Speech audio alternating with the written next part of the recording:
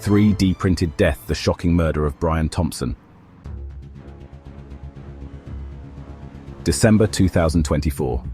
The bustling streets of New York City were rocked by a chilling act of violence when 26-year-old Luigi Mangione, a highly educated and seemingly ordinary engineer, walked into the office of healthcare CEO Brian Thompson and pulled the trigger, ending a life and igniting a cascade of questions. How does a man with Ivy League degrees, a promising career, and a quiet demeanor become the prime suspect in a brutal murder? And what could drive someone to such lengths in an act of premeditated violence? Today, we dive into the complexities of Luigi Mangione, exploring his past, his alleged motives, and the crime that's captured the nation's attention. The murder of Brian Thompson, CEO of Lorien Health Systems, occurred in his office in Midtown Manhattan. According to police, Mangione planned the attack meticulously, even fabricating a weapon using a 3D printer, a detail that highlights both the extent of his preparation and the chilling precision of his actions. Investigators quickly identified Mangione as the sole suspect, arresting him later that same day. However, what truly raised eyebrows was not just the nature of the crime, but the manifesto Mangione allegedly carried, a 3-page handwritten document that investigators say revealed his inner turmoil and his deep dissatisfaction with corporate greed and the state of American healthcare. Luigi Mangione is not your typical suspect. A graduate of the University of Pennsylvania, he held both a bachelor's and a master's degree in engineering, specializing in computer science and mathematics. He was a high achiever valedictorian of his private high school, captain of the robotics team, and even the founder of a video game development club during his college years. But beneath the polished resume lay a man struggling with chronic pain, isolation, and growing resentment towards systemic injustices. In 2022, Mangione's back pain, exacerbated by an injury sustained while surfing in Hawaii, forced him to retreat from the active lifestyle he once enjoyed. Social media posts and accounts from friends describe a man who oscillated between social engagement and deep solitude, often withdrawing when his pain became unbearable. His condition, spondylolisthesis, eventually led to spinal surgery in 2023. While the operation was reportedly successful, it came after years of frustration with failed treatments, which Mangione hinted at in online forums. When Mangione was arrested, police recovered a handwritten note detailing his grievances.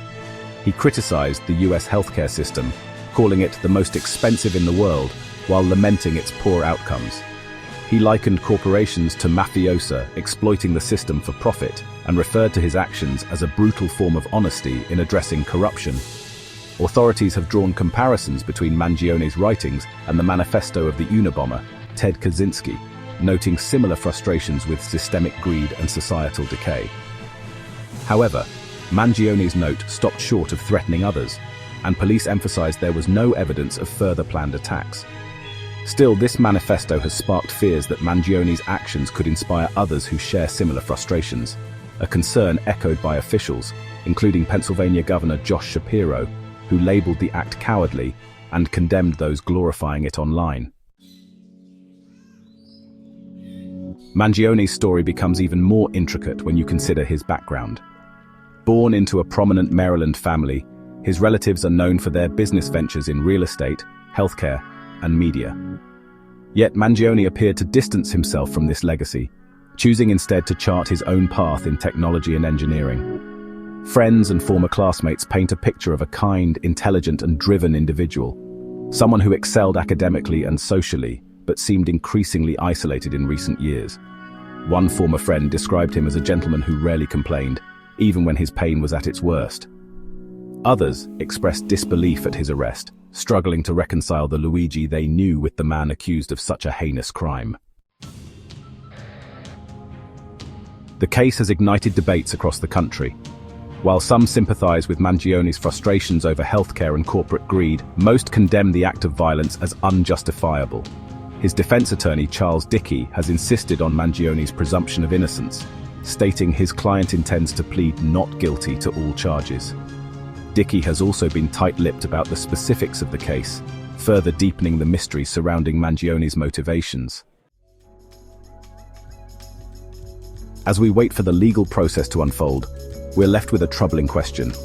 What drives someone like Luigi Mangione, a man with so much potential, to commit such a shocking act?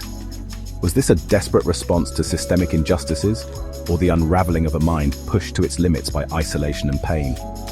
This case reminds us of the fragility of human resolve and the devastating impact of unchecked grievances. It's a story that asks us to look deeper, not just at Luigi Mangione, but at the systems and struggles that shape all of us. If you found this case as thought-provoking as we did, let us know your thoughts in the comments below. What do you think drove Luigi Mangione to take such drastic actions? And don't forget to like this video, subscribe to The Truth in the Shadows, and hit the notification bell so you never miss an update. Let us know in the comments which case you'd like us to cover next. Until next time, stay curious and stay in the shadows.